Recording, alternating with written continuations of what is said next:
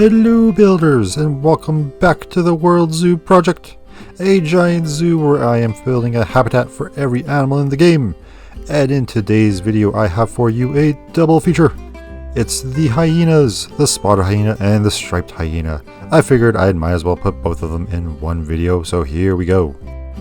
And if you end up liking this video or any of the builds you see on screen, why don't you just go ahead and open up the description and click that link over to the Twitch channel and give me a follow over there. But without further ado, let's get started on these two habitats. So we start off the build as always by creating a viewing area for the guests. After all, this is a zoo, and the guests need to see these hyenas. While I was constructing this building, I came up with the idea of making a more rocky formation. Why? Because I love rocks, but also because I've been building the same kind of style building for a little too long, and I thought it was time for a change. So I came up with a lovely idea to turn this into a huge rock formation where guests can come in and look at multiple animals.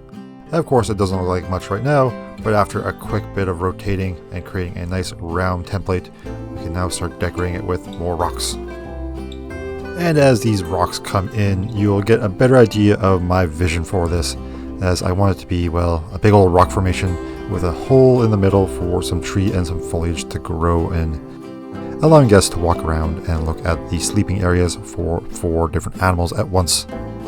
And I tell you, copy paste really makes doing these rock walls a lot faster, doesn't it? Look how quickly that came together.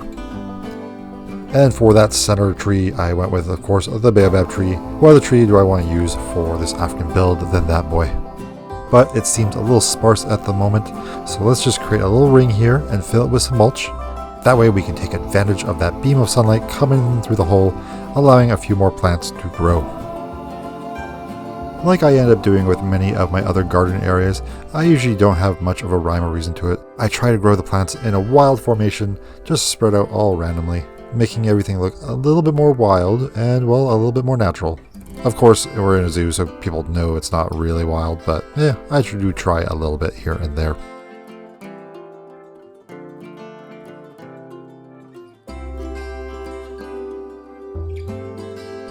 Now with the building complete, we have to then move it off to the side and add in the pathing for guests. Now I may make this look easy like I did it in one take, but trust me, it did not take one take. It took me a while to get the pathing just the right size. But hey, that's the power of video editing, making myself look good and like I'm a master builder.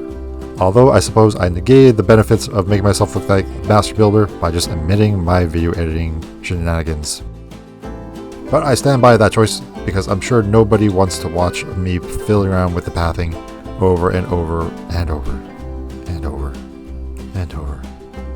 Oh, sorry about that. I blacked out there for a moment. I feel like my brain was shutting off there with the horrible memories of having to deal with pathing in this game. Hey, if you play Plant Zoo, you know.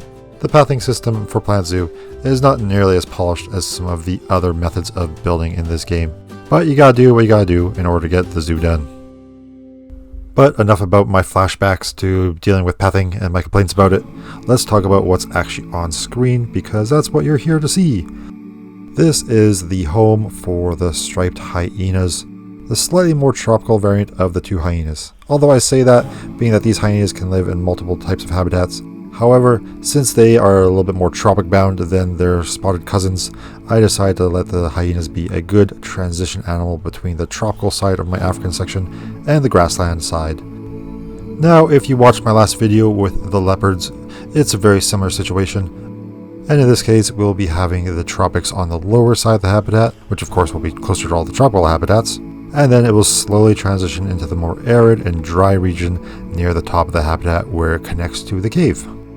And eventually, when we get to the other habitat, you'll see that that one is going to be purely savanna based with not much tropical influence at all. Now we can do a little bit of landscaping for this habitat, creating a small waterfall and a river. The river really doesn't flow anywhere, but to avoid the illusion that this river is just going to pool up and flood, I end up creating a small hole at the end of the river to make it look like it flows into the rocks, as you will see a little bit later in the video. And seizing my chance to avoid building something from scratch, I take this one tropical building and repurpose it one last time before I have to start building new structures for the grassland region. All I have to do is repurpose this with some glass to prevent, well, the hyenas from trying to eat people. And now we can create the barrier for the rest of the habitat. Again, this will just be a simple copy paste from what I had built previously for some of my other tropical builds. While copy pasting, I will leave a few gaps in between the walls, that way we can get some rocks in there and really blend this habitat into the natural environment, or at least the illusion of it.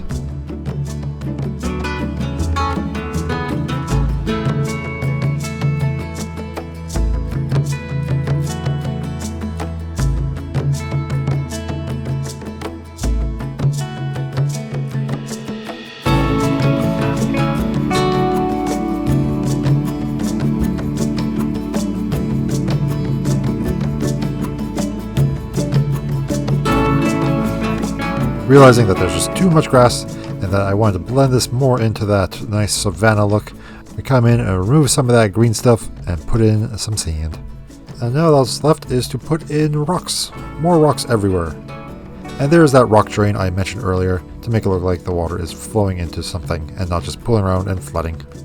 But yes, all I really need for these habitats is a good layer of rocks, and then once that's complete, we can come in and add in all the plants and the green stuff to really make this habitat come to life before we add in the hyenas.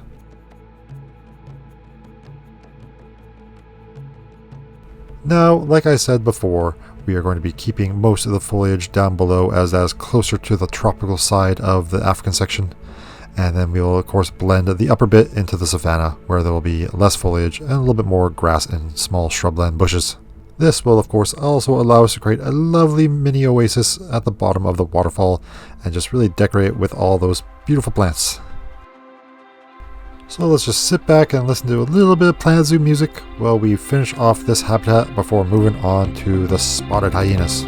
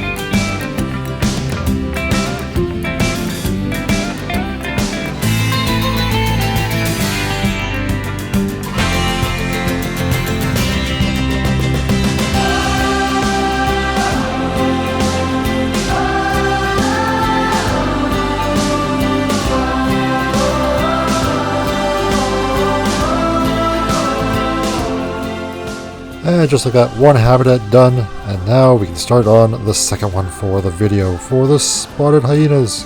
This time I'm actually going to start making some new buildings rather than copy pasting. Trying to create a new design here using mostly this mud bit for the drier savanna style, and of course adding in the glass to prevent them from nipping at people's hands. Can't have mesh in these habitats, not when you have predators. Although I suppose, after all, what is a person's finger if not just a tasty snack sausage for a lovely predator like a hyena? Overall, the style I'm coming up with is this bright yellow with a bit of green in there, and of course with the mud bricks as a base. This style will more or less continue throughout the rest of the savanna area with some minor changes as we do the rest of the buildings. I was a little torn when coming up with the style. I either settled on using the savanna look, or we could have easily gone with the North African pieces as well, but ultimately I decided to use these ones, as I figure the North African ones would be used a little bit more in our desert section of the zoo when we get around to building that. Although speaking of the desert section, as of recording this video I had just completed that build over on Twitch, so if you want to come see this zoo live, make sure you give me a follow over on Twitch. As of recording, we only have 9 more species to go for this giant zoo, and then I'm going to have to find another big project to keep me going. But don't worry about YouTube, These videos will be coming out for a while, as with my work schedule, I can only really edit one video a week, so we have a huge backlog to fill up the channel for a good while. And then by that time, I'm sure I would have figured out my next big project for building. But enough about that, let's actually talk about what's going on screen here. As you can see, we're following a very similar setup to how we did it in the striped hyenas. And for these spotted guys, we start off by, of course, doing the exterior wall and moving inwards for that lovely rock work. Rocks just make habitats look great in my opinion. I absolutely love them, and they just have a certain quality to them when they're making that nice natural look. They really add something to a habitat, especially when you use rocks as barriers rather than artificial glass and walls. That is why I prefer using rocks for the backdrops of my habitats. That way when guests are looking into a habitat, they feel like they're peering into a little window of nature. But there's not much more to say other than I just absolutely love rocks. If you've been around me at any moment in time, you know that's true. I love them. But that's all I gotta say on the matter. Now, let's just sit back, relax, and enjoy some more rock work for this video.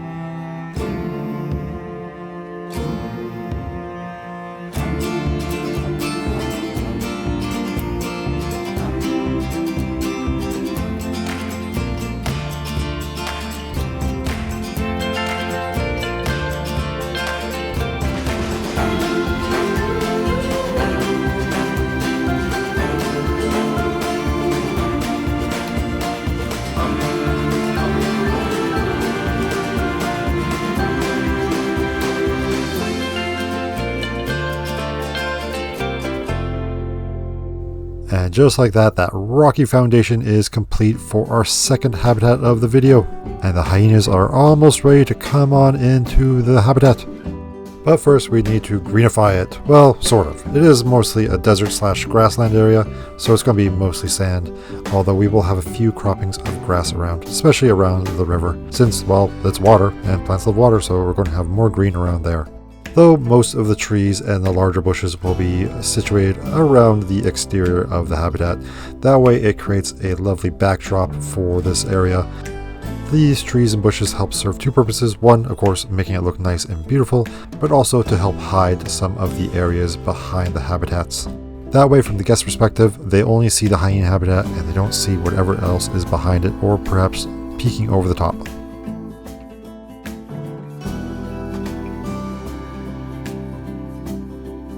And well, look at that. We are nearing the end of the video. If you enjoyed this one, make sure to do those YouTuber things like commenting, subscribing, liking, and all that stuff. And then, you know what? While you're commenting, Let me know which habitat you preferred. Was it the striped hyena or the spotted hyena? And don't forget to join me on Twitch if you want to see me building stuff live. I'm always willing to help people out with some building advice or little tours of the zoo if you want. Now, enough of all that. Let's end it here. I got nothing else to say. This is a short outro, so let's just enjoy a cinematic road tour of these habitats. Well, builders, I hope I made your day a little better, and hopefully you can make someone's day a little better. Have a good one. Goodbye.